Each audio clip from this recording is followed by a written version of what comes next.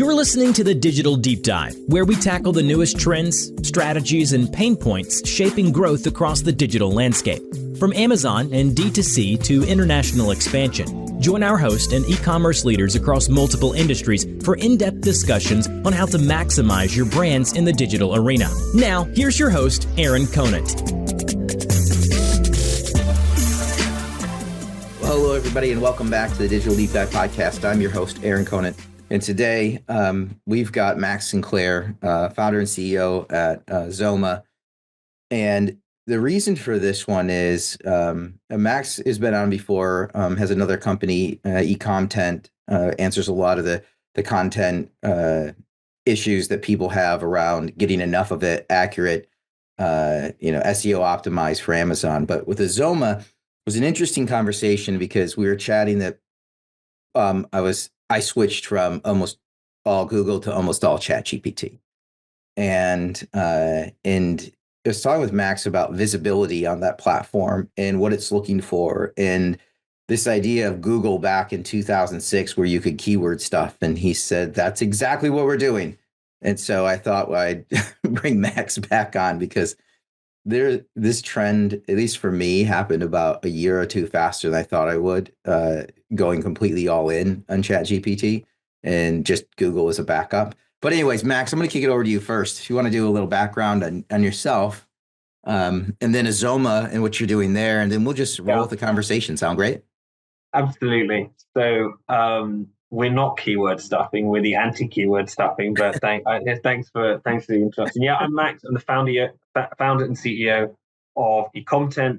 We recently rebranded as Azoma, and yeah, our focus has been in the last 3 years how to get brands mentioned in AI search. So ChatGPT is fast becoming a real channel for people to discover products on.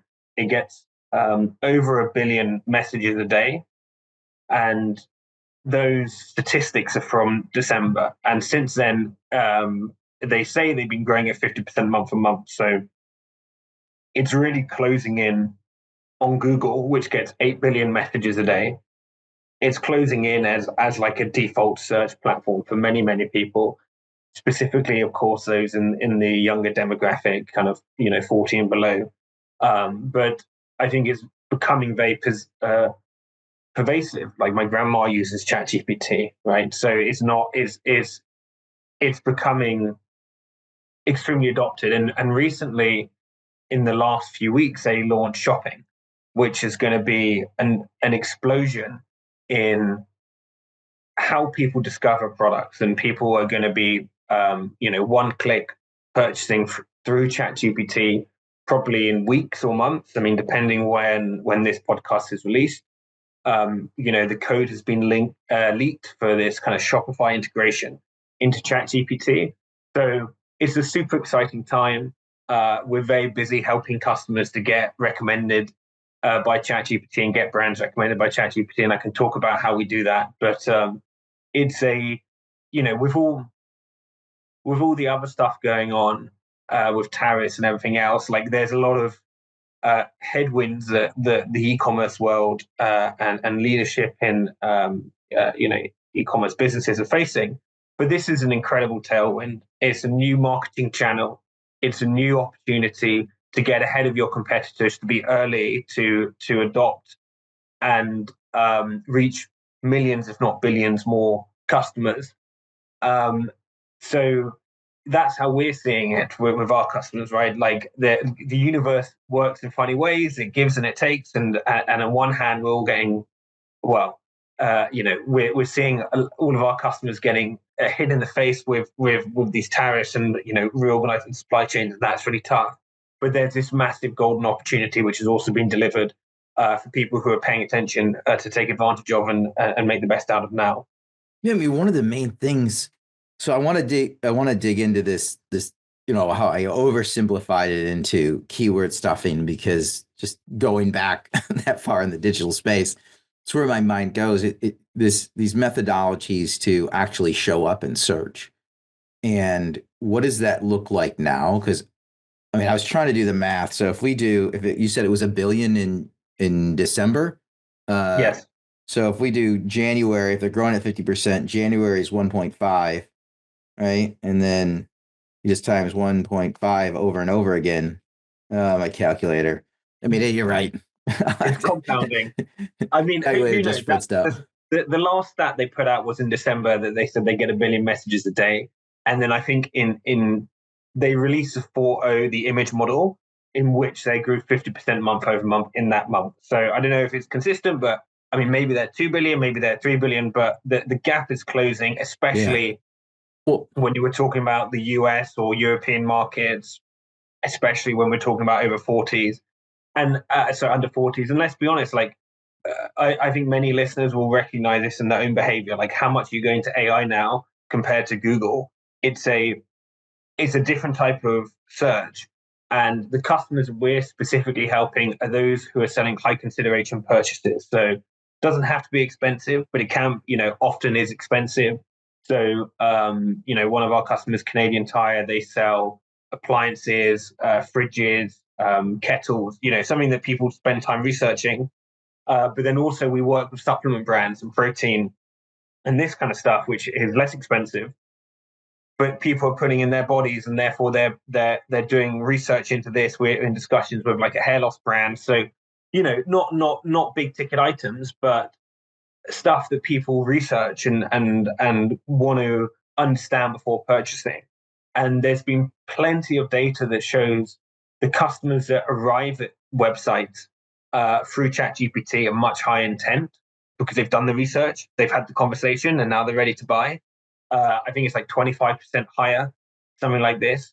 So it's, if you are selling a high consideration purchase to those under 40, this is an amazing new channel. And by the way, when you can check out in ChatGPT, you're gonna start to see the attribution questions and everything else are gonna dissipate because you're gonna start to see a huge revenue uptick from that. So can you walk us through like some of the secret sauce? Like what do brands have to be thinking about? What do they do? Like what's kind of the methodology? Yeah. Because I totally agree. I mean, if you just extrapolate out, right, then we're talking within the next year, they're going to almost, if it's the same rate, they'll catch up regardless, even if it's not 50%, if it's just an extra 100 million, they're going to catch up in a few years, which is going to fully change the landscape. And Google are adopting, right? Google adapting, sorry. So they are becoming a ChatGPT like. They have Gemini overviews, which are appearing on more and more searches. So, ChatGPT has kind of forced the hand of Google. We've seen Amazon, pushing Rufus very, very heavily. We've seen Amazon kind of have Rufus questions in the search bar. So now there's this debate in the Amazon world. How much are people using Rufus? And what I always say is customers don't know they're using Rufus. They type in something, they see in the search bar a Rufus question, they click on it and they have a conversation. They don't know it's called Rufus, right? They're not being like, oh, now I'm going to stop searching and now I'm going to start Rufusing. For a customer who is, everyday Joe blogs, they're just having their, they're just typing into search the same way they were. They don't know that it's now being powered by a large language model. The data that we have, and I can talk about this, is that 14% of searches are now done by Rufus on Amazon. So it's a huge portion, and it's a rapidly growing portion. And we're seeing all sorts of interesting innovation. We're seeing Amazon put sponsored questions in Rufus. So there's been this whole debate, what would paid ads look like in the world of AI search? I think Amazon have gone some way to answer it, which is rather than kind of putting blue links, which is quite a horrible customer experience, and putting that, all these paid ads above what you're trying to get the answer to, people using large language models and answer engines to get an answer, you give them the answer, but then you can have a couple of follow-up questions that they can click on if they wish to, and one of those could be sponsored. So we've seen that in Amazon. I imagine this feels like a much less intrusive model. So I imagine we'll start seeing that everywhere. But yeah, this era of kind of like AI search is I would say it's here. It's happening on Gemini, on ChatGPT, on Rufus, and it's an exciting time for sure for those who are paying attention. Yeah, I switched basically because I like the conversational style, right? Yeah. And it's kind of funny. I could do the same thing on Google. I just don't because it doesn't answer the same. Mm-hmm. And so it prompts this conversational back and forth where I feel like I'm actually doing the research, even though on the back end it's doing it all for me. But I'm typing in the right prompts to get to the answer I want. Yeah, and in the ideal world, it gets me there faster, and I can purchase, like you're saying, like the plugin with a Shopify, where I can just buy on the platform. Whereas basically, it's already got my credentials, right? Yeah. It basically can go to that direct to consumer site, buy it as me.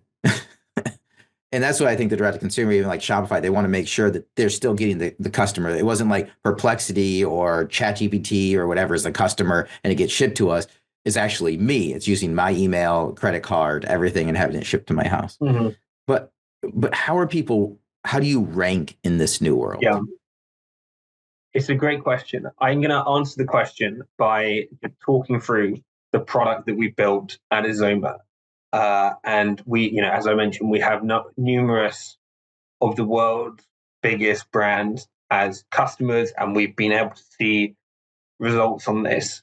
So I'll just kind of talk through our methodology, and obviously happy to have people get in contact. Then I'll talk about some like free hacks you can do by yourself maybe at the end, which I think are just like quick tips, but are less, they're going to have less results. So for us, when we think about ranking on a large language model, the first question that we ask the customers we work with is, what are the topics that you want to be visible for? So, for example, one of our customers is Zappos. We work with them, and they may, for example, want to rank for best math and running shoe on Amazon, on ChatGPT, whatever.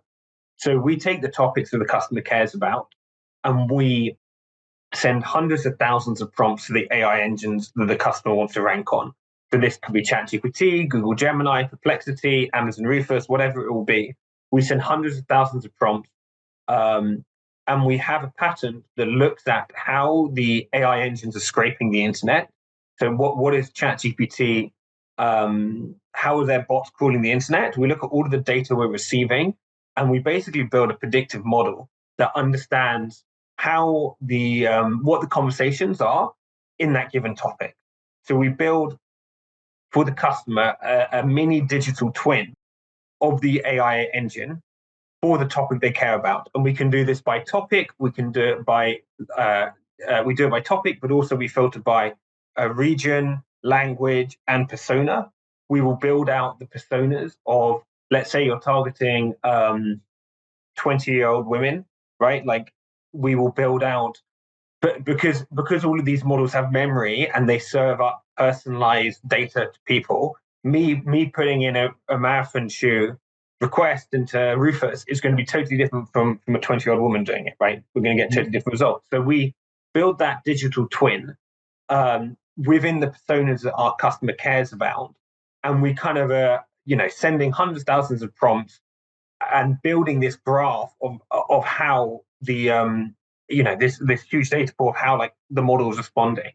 We then give to the customer a couple of things. Firstly, like the citations. So what are the key authorities that are informing the answer? So this could be in ChatGPT or linked to specific blogs or websites. Mm-hmm. We are showing what are the most influential topic areas of authority for the topic they care about. We show the customer what their brand sentiment is in the AI engine. So how does it, how does it think about their reputation, their quality, all of this stuff? They can choose the kind of the sentiment, like how they want to measure the sentiment, and we provide that to them. And we show them the share of voice, which is, if any brand is mentioned by the AI engine in chat, like Rufus will normally always bring up a brand, but like in ChatGPT may not bring up a brand. It might just talk about, you ask a question, it might just give you an answer and not mention any brand, right? So we give the customer a share of voice as well to show them how their brand is doing versus their competition, as well as that sentiment analysis. And then kind of once we give all these metrics, because all of these things are a bit of a black box at the moment, once we kind of paint the whole picture of the analytics of what's happening, then we get into the content generation. And, this is where our experience comes in, as you say, like we've been generating optimized AI content for years. We've got numerous case studies of being able to rank on, improve bestseller rank on Amazon, improve conversion in Amazon experiments and for customers on this. We generate content based on this data that's optimized for AI search. So we're talking about product listings, blogs, recipes, all sorts of different things. So we build this kind of end-to-end workflow for the customer to enable them to produce content which is going to be, in ChatGPT shopping or number one ranked by Rufus or whatever it would be. It's awesome. I mean, it's a business model that couldn't have been around 3 years ago, which is totally crazy, right? Like, we were at the forefront. Yeah. You're living in the future, Max. You're living in the future, dude. The fact you started building this years ago was totally crazy, right? But it's all coming to fruition now. Yeah. I mean, there's a video of me. I need to clip this up one day. But there's a video of me when we were on Techstars in 2023, and I kind of stood on stage in our demo day and said, large language models are the future of search and marketplaces. Amazon's going to have one, Walmart's going to have one. At the time, none of them had them. And we were working with the eBay teams, right? Because eBay was the LP. So eBay basically invested, gave Techstars 100 million or whatever it was. And then, or probably not that much, like maybe a few million. And then Techstars invested that into certain, 12 companies, one of which was mine. So we were working very closely with the eBay teams at the time, and they were like, senior people, VPs, were like, you're crazy. This is never going to happen. They're never going to cannibalize the ads business. You're never going to have LLM-based search and marketplaces. And I was like, well, it's not true, because you actually already have it in. You already at that stage, we had it in the back end of Amazon with Cosmo. That's been going on for years. So they put the LLM in the back end. Nobody could see it unless you're reading the science papers, but it was there. And now they have the Rufus and the ChatGPTs, and now the customer's getting used to it on the front end. But anyway, we've been thinking about this for a long time. Yeah. What is it? Like if you're a brand, there's a couple of things. Number one, there's the early adopter advantage, literally right now. Right now. But in a year, it's going to be pretty much table stakes. Yeah. Right? You're going to have to address it somehow, just like people did with Google. You have to start looking, and then, the cheese will keep getting moved, right? Because they'll start to adapt, just like Google did, right? They're like, okay, well, this isn't serving up actually the exact results we want. But I don't see how you're not incorporating this into what I would just, basically your LLM SEO strategy as a whole. Absolutely. I mean, just as most businesses will now have some TikTok strategy, which is probably well thought out at this point. It is inconceivable to me that people won't have folks worrying about how ChatGPT is surfacing their brand in the company. That would be an important role. All the generative engines, that would be a super important role / department, I think, in these big companies. If we're talking about Nike and Adidas, I think they're going to have whole teams and departments focused on this, without a doubt. And I think, it's great. And what we provide now is the tooling and the software to help people think about that. But I think in time, this is going to become a massive job role and important part of the, a brand's leadership team, not just the head of Amazon. Obviously, that's an important person, and the head of DTC, but also you're going to need a head of generative search and or AI answer engine optimization. Someone like this who's managing this across various different channels, be it Perplexity, ChatGPT, all of these different places, because it's a different type of content that you need to make, which I'm happy to talk about if you're interested. Yeah. Yes, please. Sure. So I think and this comes back to the keyword thing, right? That you said at the top of the podcast. If you're going to rank on Google in 2006, you would stuff keywords. And I worked at search and Amazon, so I know this well. And I know that in the old A9 algorithm, basically what would we be doing is take a keyword and you're looking at various different data points on that keyword. So price, conversion, sales history, reviews, 20 data points, in stock, all these different things, right? Like that you would basically, for each keyword, you'd rank what the product would be. And that's how the technology worked. It's a totally, totally different thing with a large language model. Large language model work on the basis of, they've been trained on a corpus of information. They have a kind of embedded intelligence and understanding about the context of the question that the person's putting in. So what will happen is a person puts in a prompt. The AI is then going to use all of its training data to understand the context and what exactly that means. They're also going to take all the data on the person, right? So they're going to know that's a woman in her 20s. She needs a different response to whatever else, a man in his 50s or whatever it would be. Then that prompt is broken down into tokens because these AIs, they work on the basis of tokens, which are numerical values. The tokens are then compressed because this stuff is super expensive to run. Hence, NVIDIA being the most valuable company in the world. They compress the tokens and then it goes into the AI machine. It's this like string of numbers.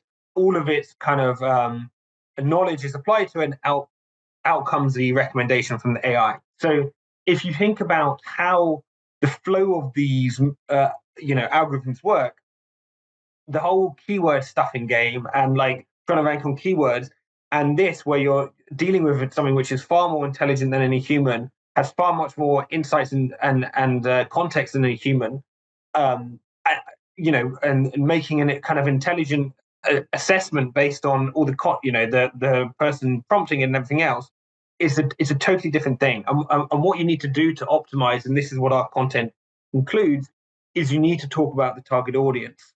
Who's buying your product, the goal, why are they buying your product, the event they're buying it for. You need to explain the context, audience, goal, all of these kind of semantical things. It gives the AI context in order for it to rank your product. And saying the same thing over and over again in slightly different keywords is an absolute losing strategy when it was a winning strategy in 2006. Yes. It would totally make sense. Because this is just, again, me search, right? How do I do it? Like Google, I would go to Google and I would be like, best men's dress shoe, right? And so dress shoe, men's dress shoe, whatever was, wherever it was at, whatever his keyword stuff, those would show up. But that's not how I use ChatGPT, and I don't think most people do. The conversational piece is, I'm headed to a wedding in Miami, in July. What kind of shoes should I wear?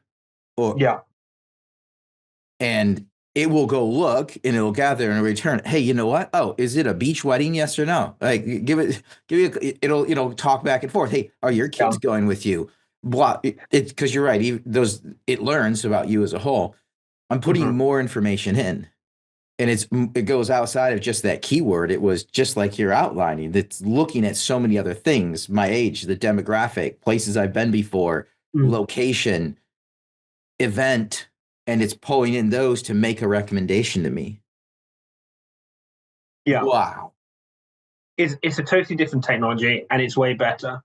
It's just when I first saw this, I kind of knew that this was where we're going to shift to, and like I said, that's why I was kind of standing on the stage of Techstars demo day, talking about this, because it's just obvious. Like I think the traditional search in 20 years' time will look back at that the same way we look back at the early internet now, when you would, click through all the different hyperlinks on like Yahoo. So you'd go to a topic and then you'd go to subpages, and you'd like, if you wanted to search something, you would just click for an index, right? You couldn't put in the keyword. And then someone invented like, let's just search for the keyword.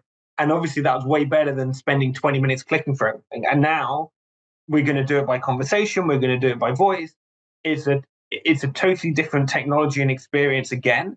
And we will look back on this like, hey, why don't you just, put in wedding shoe and like scroll through 50 wedding shoes? Like that's a ridiculous way of shopping. Why didn't you just explain to the thing what you wanted and it gave you the exact one based on all the knowledge it had of you? Like that's a way better way of saves you time, gives you a better product. Um, you know, like so we're on the cusp of that shit now. And like I said, like in many ways we're here, right? Like we've been talking about this for 3 years. I think when you have 1 billion plus people using ChatGPT every day, you have 14% of Amazon shoppers using Rufus. We're here now. Yeah, I mean, earlier, I don't know if it was a couple months ago on the podcast, I had Charlie Cole. He's at XGen AI, and so I've known him for a long time, and he'd been part of a couple acquisitions and take some time off, and then he jumped back in with XGen, and it's the next generation of search for on-site search, and he was kind of walking me through where he's explained to his daughter, who was asking him, "Hey, what do you do now?" And he was like, "Oh, well, tell me what you'd like." And she's like, "A dress that looks like a unicorn." Yeah. So it's embedded that type of search, but on-site search that then it can go look in your dam to see like not what's tagged to dress or unicorn, but look at the actual images that are in there, and then it would return like pink, sparkly, like all this cool stuff that you're like, yeah, this is because she wanted a dress that looked like a unicorn, right? And that it's the next level. But to your point is like that's even now happening on direct to consumer side. That's a great point. That these AIs are also multimodal, and I didn't make that like when you're doing this like SEO, I put in inverted commas, like when you're creating content, that it needs to be visual as well as written. So you need to visually put in an image. You could generate the image, of course, of your target audience using your product. You need to have the context it's in, all the event, all of that stuff in the text as well as the imagery. Because you're right, like AIs, they're going to have different weighting between written and visual search. And like I know, especially having worked at Amazon, like we had this problem where like I'm wearing a gray V-neck, but if you put in gray V-neck into Amazon, you get blue, pink, yellow, purple ones because the AI wasn't smart enough to look at the images as well as the text, and the sellers would be writing all these keywords in the text. This isn't going to happen anymore, which means you have a far better, less cluttered experience as a shopper. And I think for fashion, like I take the point that people probably still want to look at options in fashion. You probably still want to scroll through some like different dresses in fashion, but in other categories where you're just making a purchase, and essentially you're looking for a seamless sameness. So I don't know if I want to buy a new fish oil, right? I'd rather the AI be like, Max, this is the best fish oil for you because you're 30s male, blah blah blah blah blah. Here's a fish oil that we've determined is the best. That's a lot easier for me than like scrolling through all of these bottles of fish oil on Amazon where like it's all looks the same. Probably is, all essentially the same thing. So yeah, I see there'll probably be different experiences in different places, but yeah. What's interesting on that fact is, I think George Westcott, like I think he originally connected us. Yeah. We were chatting about, where do these AI engines then end up sending traffic as a whole? Because he had an interesting hypothesis, which is as we go forward and people use them more and more, I go to Amazon. Why? Because it's easy. It's a habit. Yeah. But as I use more ChatGPT more and more and more, right? And then it's just voice going back and forth, almost having a conversation. Because I usually use it on my cell. I don't like to, try to type in a message every time. Like it may not route to Amazon. It's probably not in a lot of cases, right? Is Google is a Claude or Perplexity, ChatGPT? Are they going to want to route you to Amazon? Maybe they will. Maybe they won't. Maybe they'll want to just take you to a trusted marketplace that has the best price that can get you the shipping that you want. Maybe not. I'd be scratching my head if I were. Well, I think that like these AIs going to have direct checkout, like ChatGPT said this. So OpenAI have said this. So you're going to be able to purchase in there. I believe, and I've had this debate a lot with my co-founder, I believe in Amazon, as an ex-Amazonian, I believe that they're going to build the best AI chatbot for shopping. I think Rufus will be number one. They have all of the customer reviews. They have the fulfillment. They have the experience, the customer support. They have all of the reasons why Rufus will be the best AI chatbot for finding products. I don't believe that Amazon are going to be displaced, but I think ChatGPT is going to provide a real competition in there as well, and it's going to take a lot of oxygen. Like people talk about, oh, is Walmart going to be the next Walmart shopping online going to be the next Amazon? I think that like ChatGPT really is going to, in my view, ChatGPT and Shopify integration, those two together is going to give it the biggest run for its money. Yeah, and I ran into this company called Firmly.ai out at Shop Talk this year, and they're already plugging in the back of Perplexity with an API connection to your direct-to-consumer site, and you can currently shop within Perplexity, and it's an agent on the back end that goes out and basically buys it for you using all of your credentials, and websites love it. Perplexity loves it because you don't leave the platform, right? They don't actually want you to leave the platform, and the brands actually like it because if it's a high intent purchase, it just gets done and they don't get lost in the page and lose the checkout. They're in the moment they want to buy, give them the goods. It's what Amazon does too, right? Is give the customer what they're most likely to buy and get them to check out as quickly as possible. It's crazy. What are you excited about? I mean, and then more than happy to take questions if you have questions for me, but as you look into the future, what are you excited about? And obviously, yeah, you have any questions for me? I've been picking your brain for a while. I'm catching all the time, so I don't know if I have any put me on the spot there. What am I excited about? I think Alexa with Claude is going to be cool. I think we're going to see a shift in terms of not conversational search, but by voice, not just by typing, which I think is a lot more human. Like humans have evolved around language. It's a huge, spoken language is a huge part of us. Obviously, written language came in a lot later, but we've evolved voice boxes and everything else to communicate with each other orally. And I think the human to AI communication orally is going to be massive. So I'm excited for that.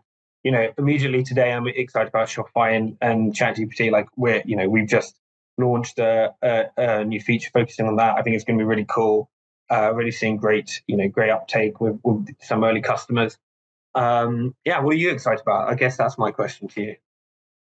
I'm right there with you. I'm excited about the AI agents, my personal assistant, just growing over the next year. I hate typing. I've hated typing since 9th grade with Mr. Mackey typing class. I hate it. But I'm a talker. I love to talk. So if I can go back and forth with an agent that can help me reduce emails, actually have a conversation around planning a vacation, but also on the back end go execute, right? So I need a, new pair of shoes. I just wanted to go buy it, right? The same ones I bought last time. Oh, the same ones? Yes. Okay. Nike Zoom. Yes. Those are exactly the ones I want. Go buy it. And they can have that conversation to just go do it. So I'm in the same boat as you. For me, is talking to a lot of new tech providers. What's coming out it's so much fun because, we're finally at a point where I think AI and ML are here and they're having a significant impact on overall productivity, but also the pricing has come down so much for a lot of things that it's true AI. It's not just like the Mechanical Turk like it used to be, where like, hey, we've got AI, but really it's a data dump overseas and hands on keyboard overnight, and it comes back like, look, we got an answer, but it's $24,000 a month. And now because there's been a massive reduction in headcount in the e-com space and in the digital executives out there, people are asked to do more than ever. And then they were just, executive teams just saying, hey, just throw AI on it. Just throw AI on it. It'll be easier. It'll be easier. We didn't have that up until now. And so, I spend, majority of my time just talking to digital executives around strategy and what are their pain points and what are they trying to solve for and who else in the network could I connect them with? And for the longest time, there's like nobody. And now all of a sudden there's starting to be people to pop up that I can, right? Like you're a perfect example. I think people need and want this to stay at the forefront of what's coming next. They can get the early adopter advantage. A lot of people talk about, we remember the good old days with Amazon. You can just get anything and it ramps up. Those days are gone. Well, they may be gone on Amazon, but they're not gone. If you stay ahead of the curve, you're going to get the early adopter advantage. And so, I guess that's where I'm at. All this new tech, it's just awesome. Like, I mean, cool people like you, like through George Westcott, like other people. I'm just a giant networker. So I do really appreciate what you're doing, for the network and the brands that are in it. And, on the Amazon side with e-content, on this side with Azoma, it's fantastic. That's what it is. So how do people get a hold of you? LinkedIn. Azoma.com, Azoma.ai, Azoma.ai. Azoma.ai. That's AZOMA.ai. But yeah, LinkedIn is where you'll find me. Okay. Awesome. Well, thanks, Max, for your time today. With that, we're going to wrap up this episode of the Digital Deep Dive. Thanks, everybody, for listening in.